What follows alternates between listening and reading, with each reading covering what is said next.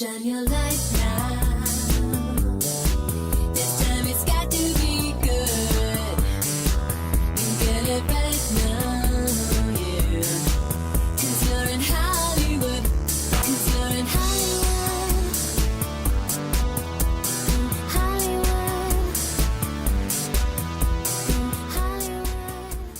What's going on, guys? On this episode of On the Set, I'm checking out the Fantastic Four First Steps. So the film opens up with a talk show host giving us the team's backstory. 4 years earlier, they were a group of scientists who went up into space on a mission, and after being exposed to cosmic radiation, came back to Earth with superpowers. Since then, they've been the protectors of New York City, and we see a montage of them fighting off some of their villains from the comics, like Mole Man and some others. After that, we learn that Reed and Sue have been trying to have a baby for the last 2 years, and it finally happens. Sue is pregnant.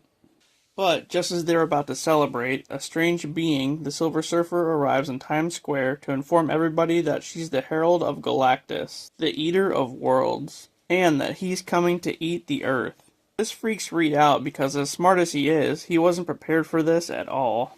So they put on some new spacesuits and head out on a month-long journey to try and find Galactus, so that they can try to talk him into sparing the Earth. Eventually, they track his energy to a distant planet where they watch him consume it. Then, they get pulled onto his ship. Johnny establishes a rapport with the Silver Surfer, Shalla-bal, who only became Galactus' herald to save her own world. So she's not very happy about what she's been doing.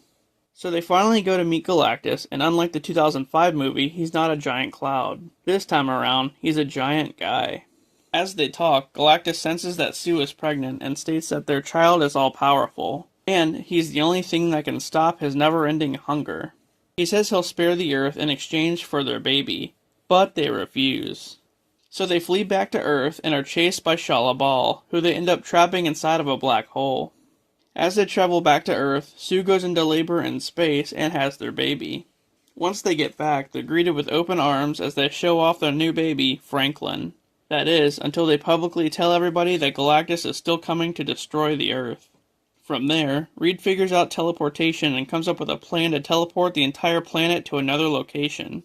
Somehow, he gets every country to work together to build machines that will teleport the Earth. But, right when it gets activated, shalla-bal comes back to Earth and destroys some of the machines. With time running out, the four devise a plan to bring Galactus to Earth on purpose and trap him inside of a black hole. So, he finally shows up and goes right after Franklin.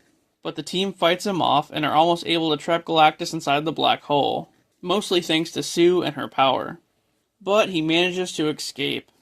Just then, shalla-bal sacrifices herself to push Galactus back through the black hole. Due to overusing her power, Sue ends up dying. As the others sit there and mourn her, Franklin brings her back to life. Because it's true, he's the most powerful being in the universe. Afterward, everything pretty much goes back to normal, and the team guest star on the same talk show from the beginning. Right as they're about to go on, they get called away to another mission. Then, we get a mid-credit scene that occurs 4 years later. As Sue is reading to an older Franklin, Dr. Doom shows up to steal him. The end. I'll tell you what, this one was epic. No, it was fantastic. I loved the 1960s vibe and the retro-futuristic feel of the entire movie. It literally felt like it was filmed back in that time period. The plot was alright, but I think it could have been better. Galactus, though, he was badass. A giant dude just stomping through the town. And shalla-bal, the Silver Surfer, was cool too. A lot of people didn't like the fact that Norrin Radd wasn't in this one, but Galactus always had multiple heralds in the comics. Anyway, this one leads right into Avengers Doomsday, so I can't wait to see what happens next. That was the Fantastic Four First Steps. I highly recommend this one. Thanks for watching, and I'll see you later.